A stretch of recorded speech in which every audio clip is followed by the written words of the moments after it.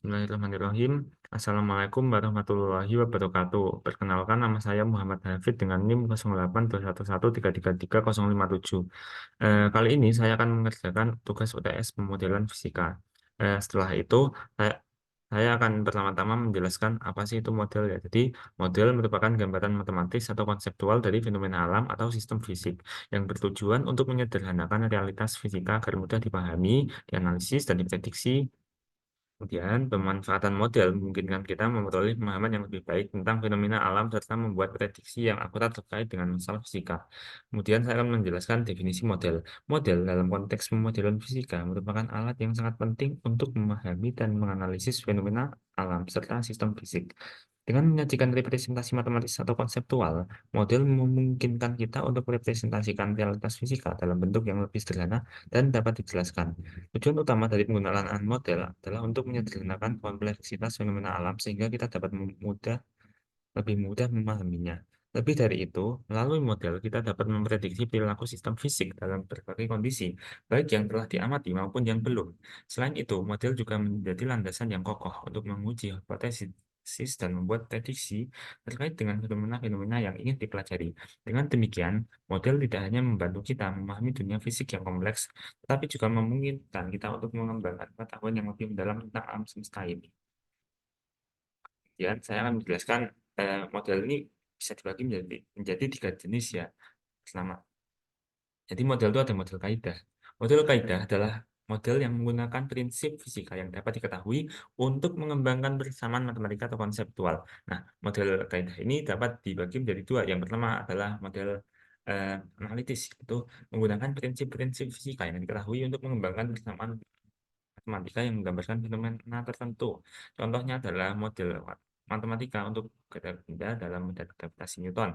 Kemudian model kaidah yaitu berfokus pada gagasan dan konsep fisika untuk menjelaskan hubungan antara variabel dengan variabel yang lainnya pada suatu sistem. Misalnya model konseptual menjelaskan aliran listrik dalam rangkaian sirkuit. Sebenarnya saya mau menambahkan satu lagi yang disebut dengan metode model numerik. Jadi model numerik ini eh, bedanya dengan analitis adalah kalau analitis ini kita lebih menggunakan persamaan gitu, integral gitu, turunan. Kalau yang analitik ini kita menggunakan representasi dari angka-angka gitu untuk mencari numerik yang lainnya. Ini bahasanya agak rumit ya, tapi intinya eh, kita ini lebih menggunakan jadi kalau kita tahu apa namanya data-data itu kan bisa dimunculkan kayak semacam map gitu ya, misalnya tiga dimensi atau dua dimensi gitu. Nah, kita menggunakan misalnya kalau di analitik itu integral itu pakai pakai lambang rho bar atau yang S atau linggis gitulah. Nah, di yang apa namanya itu numerik itu dia pakai misalnya integral itu pakai lebih menghitung jumlah luas itu dengan apa namanya itu aproksimasi gitu. Maksudnya hitung luas dengan menggunakan trapezium gitu sampai didapatkan konvergen apa itu kesalahan yang diinginkan seperti itu ya, gampangannya seperti itu ya. Nah, kemudian model yang selanjutnya adalah model data.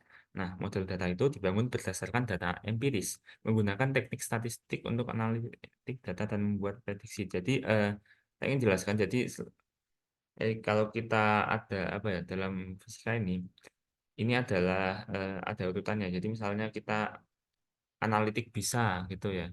Kalau nggak bisa kita pakai yang AIDA, nggak bisa kita pakai yang Teori gitu. Terus kalau nggak bisa lagi kita pakai data gitu ya. Data ini menggunakan teknik statistik untuk menganalisis dan membuat prediksi.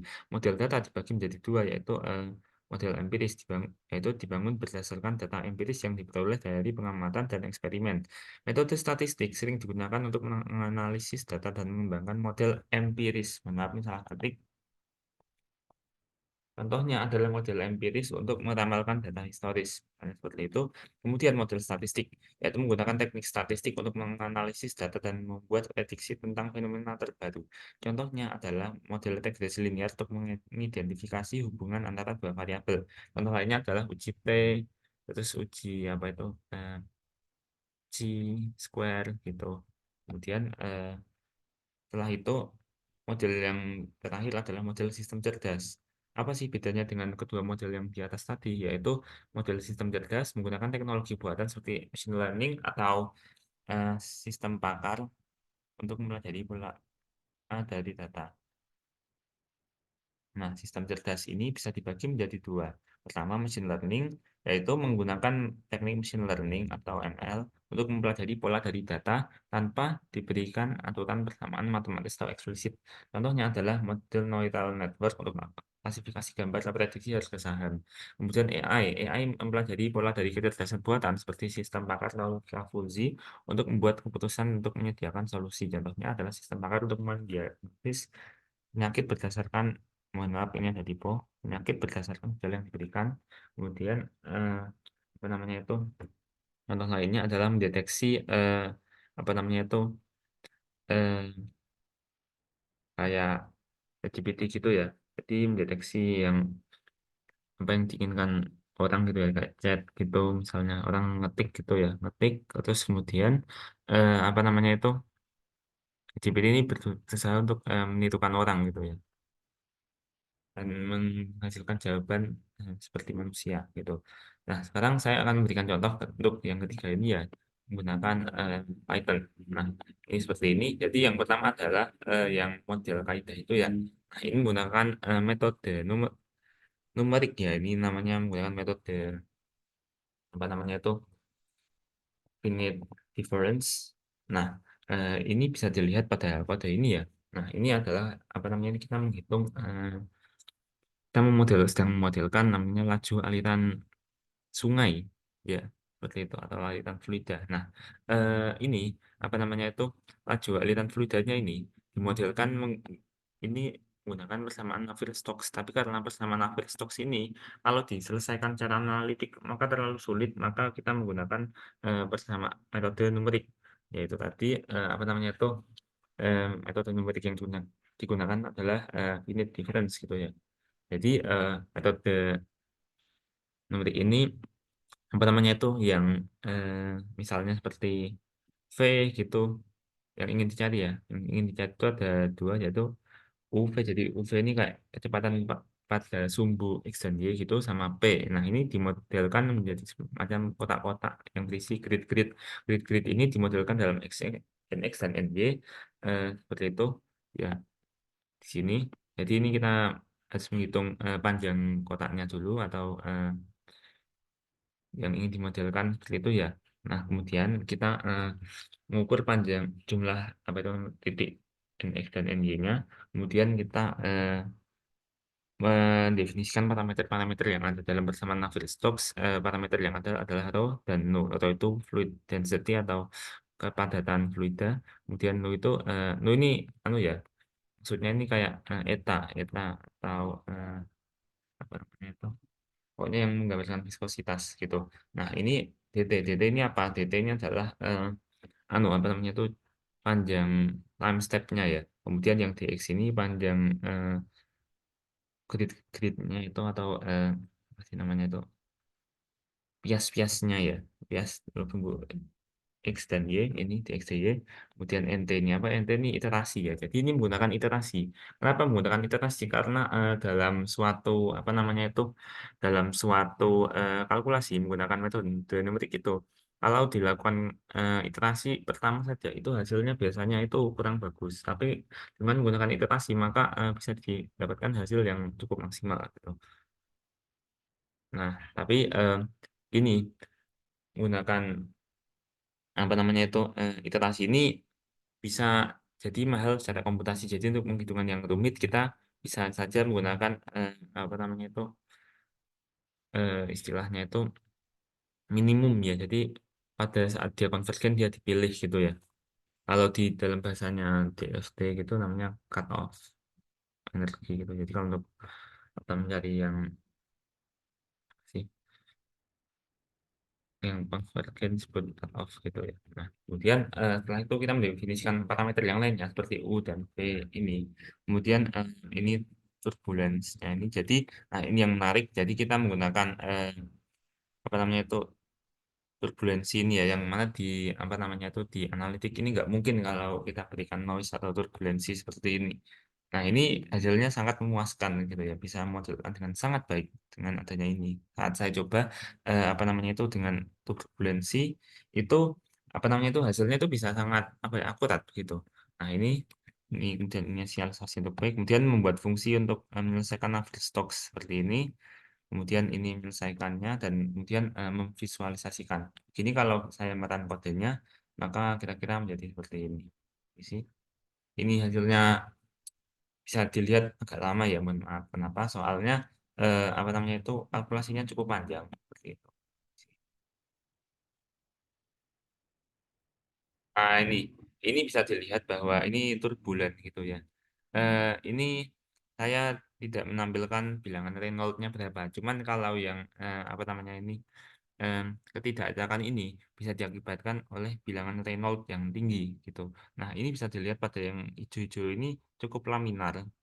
Nah, yang ini malah turbulen gitu ya. Waktu kecepatannya merendah, ini mendekati nol gitu, dia mulai turbulen, turbulen gitu.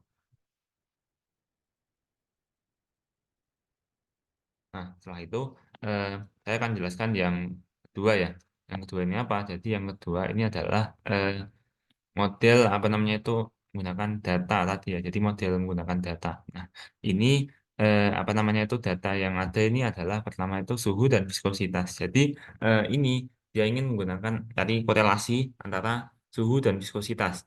Jadi kalau yang saya pelajari itu ya apa namanya itu viskositas itu dia ini ada tuh viskositas yang apa namanya itu intrinsik yang bergantung dengan suhu dan viskositas yang sebenarnya itu yang tergantung dengan rho gitu ya, bukan sebenarnya tapi yang pakai rho itu intinya. Nah, ini yang anu gitu, kemudian setelah mendapatkan data ini eh, dia melakukan regresi linear gitu ya, kan regresi linear gitu. Nah, kemudian setelah itu dia melatih model menggunakan data. Ini gunanya apa? Jadi mengubah bentuk agar sesuai dengan kebutuhan fit pada scalar. Tuh, kemudian prediksi viskositas berdasarkan suhu ya. Setelah itu yang harus dilakukan adalah memprediksi viskositas berdasarkan suhu. Ini bisa dilihat di sini. Kemudian setelah itu kita menampilkan koefisien regresi dan intercept. Ini bisa dilihat pada di sini print. Print ini untuk menampilkan ya. Kemudian menampilkan errornya juga. Itu. Nah, itu melakukan visualisasi data. Maka akan didapatkan apa namanya tuh grafik seperti ini ya. Permisi. Ini saya close dulu. Nah, ini bisa dilihat seperti ini. Jadi ini artinya apa? Jadi suhu memiliki korelasi negatif dengan apa namanya itu viskositas gitu. Jadi viskositasnya naik, suhunya makin rendah gitu ya. Ini gambarannya tuh gini. Kalau suhu itu apa namanya itu suhu itu bisa pakai variabelnya seperti ini. Jadi misalnya kalau suhunya lebih rendah itu kan semakin kaku gitu. Kalau suhunya semakin tinggi dia itu semakin mudah lepas gitu ya. Yaitu seperti itu. Kemudian setelah itu saya akan menunjukkan model yang machine learning gitu ya, yang paling unik. Oke, ini saya akan dulu coba ya.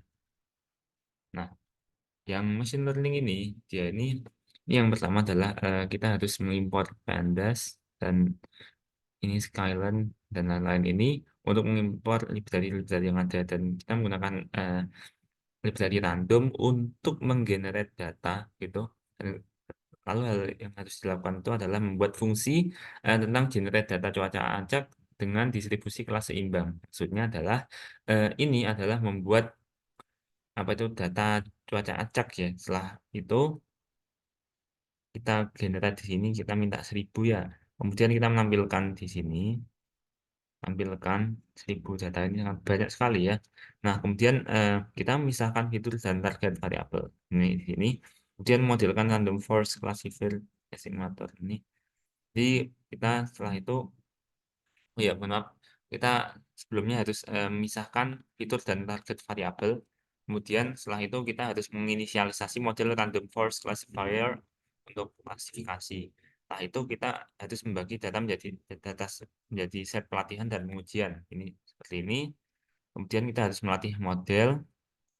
Setelah melatih model, kita harus melakukan prediksi pada set pengujian seperti ini. Dan lalu kita harus mengevaluasi kinerja model. Kemudian kita harus memprediksi hari untuk setiap data cuaca. Ini seperti ini memprediksi ini ya. Setelah itu kita harus menampilkan prediksi hari untuk setiap data cuaca gini ya.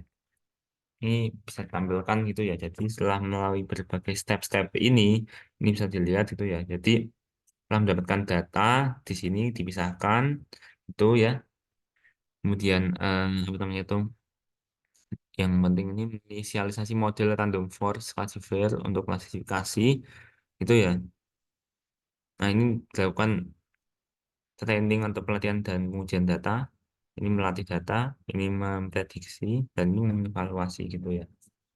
Semuanya seperti itu. Nah, kemudian saya akan mengelan hasilnya lagi gitu ya. Ini bisa dilihat di sini bahwa pada berdasarkan data yang di generate ini memiliki akurasi 0,335 dan ini memprediksi apa namanya itu prediksi hari setiap data cuaca gitu ya. Jadi ini memprediksi hari untuk tanggal-tanggal ini 01 ini itu ya.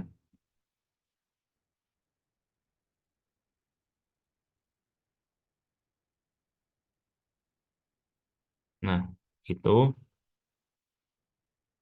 jadi apa namanya itu dari data yang ini ya dari tanggal 2024 sampai tanggal 1 sampai tanggal 2026. Jadi ini kayak mengulangi lagi gitu ya. Ya untuk prediksi apakah data ini benar atau enggak gitu. Macam itu.